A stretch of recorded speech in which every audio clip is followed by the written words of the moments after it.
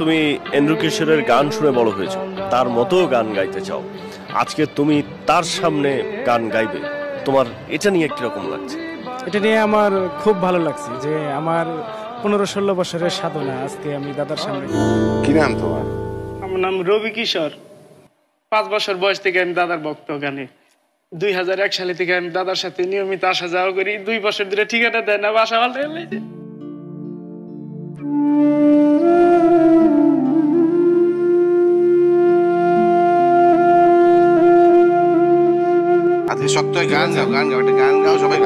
দাদাকে ডেডিকেট করে একটা গান কর, মানে দাদার উদ্দেশ্যে একটা গান করুন।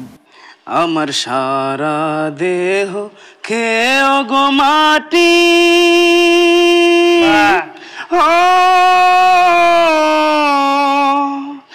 এই চোখ দুটো মাটি খেয়েও না,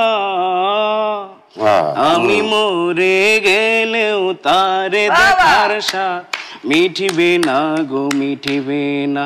তারে এক জনমে ভালোবেসে ভরবে না মন, ভরবে না।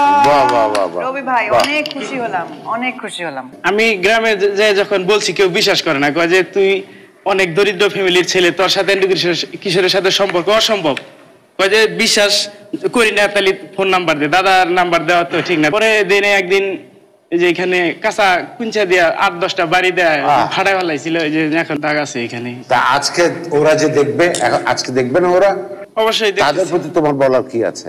আমি তাদের জন্য বলবো, আমি জীবনের সত্য পথে হাঁটছি, আমি গান নিয়ে আমার জীবনে দাদা সামনে আছে। আমি যদি মিথ্যা গলা বলি দাদা বলবো খুব সুন্দর, খুব ভালো কথা বলেছো, ঠিক আছে, সুন্দর।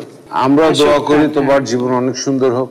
তোমার যা ভালো লাগে তুমি দাদাকে বলো। তুমি যে প্র্যাকটিস করেছো, যা গাইছো, কোন রেজাল্ট হয়নি কিছুই। এরকম জায়গায় কম্পিট করতে গেলে আরো তৈরি হয়ে আসতে হবে, ঠিক আছে? আমার এটাই জীবনের শেষ আশা ছিল। আমি আইডলে না টিকলে আমি বাঁচব না, আমি স্ট্রোক করে মারা যাব। আমার গানই জীবন, আমার নিঃস্ব গান নিয়ে মরে যাব।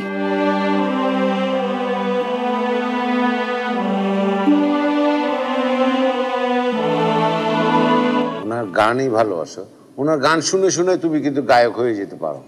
আপনি সবার সামনে, গ্রামের মানুষের সামনে আপনি এটা প্রমাণ করতে পারলেন যে আপনি সত্য কথা বলেছেন। আপনার সাথে দাদার এতদিন পরে দেখা হলো, মানে পাওয়ার উপর পাওয়া। আমরা এখানেই খোদাহাফেজ বলি রবি ভাই। আমি দাদার আর 5 মিনিট দেখি। ভালোবেসে গেলাম শুধু, ভালোবাসা পেলাম না।